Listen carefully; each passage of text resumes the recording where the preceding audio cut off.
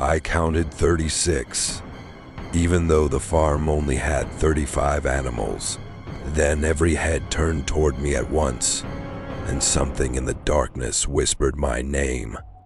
My name is Ethan, and this happened during a temporary job I accepted on a remote sheep farm outside Queenstown, New Zealand.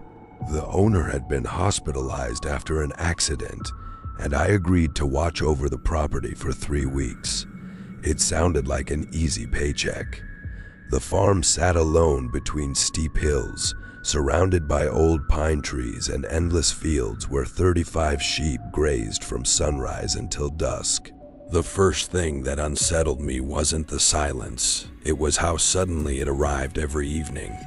As soon as the last sunlight disappeared behind the mountains, the insects stopped, the wind died, and every sheep gathered near the northern fence without making a single sound.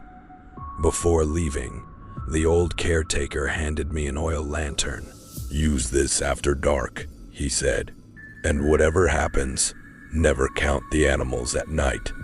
I laughed, expecting him to smile. He didn't. The following nights only became stranger.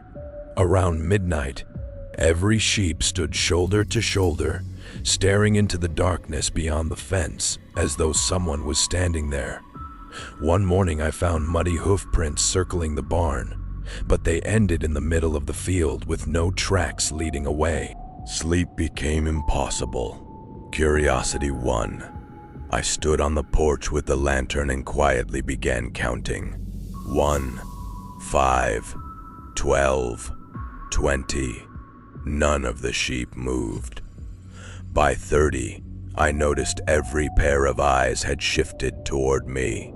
31, 32, 33, 34, 35. Relieved, I almost stopped. But then, just beyond the last sheep, another shape slowly stepped into the moonlight. 36. The moment I whispered the number, every animal lowered its head together. One of them smiled. If you were standing where I was, would you have followed the rule or finished counting? The smile grew wider.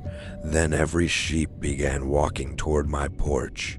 I backed inside and locked the front door, but they never charged.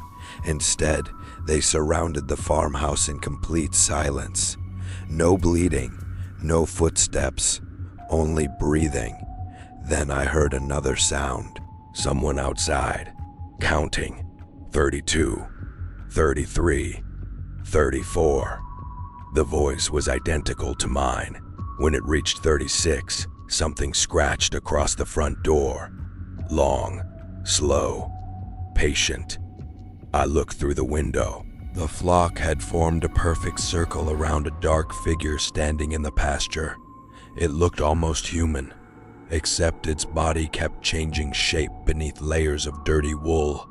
Then it turned toward me. There was no face, only a mouth. Would you stay or run before finding out what was hiding inside that flock? I grabbed the lantern and ran for the barn. Behind me, dozens of footsteps followed. Not hooves, bare feet. Inside the barn, I found an old journal hidden beneath loose floorboards. Every caretaker had written the same warning. Never count them after sunset. The missing one always comes back to complete the flock. The whispering returned outside. 36, 36. The barn doors slowly opened by themselves. Standing there wasn't a monster. It was me, covered in wet wool, smiling exactly the way the sheep had smiled. Would curiosity win if you were looking at yourself? Or would you turn away forever? I shut my eyes and smashed the lantern. Darkness swallowed everything. When sunlight woke me the next morning, the barn was empty. The farm owner returned that afternoon. He counted the sheep. 35, he said, exactly as the records showed. I never told him there had once been 36, because deep down, I still don't know which version of me walked away from that farm. A year later, I received an envelope with no return address. Inside was a recent photograph of the same pasture. 35 sheep stood near the fence. One of them was staring directly at the camera. It had my face.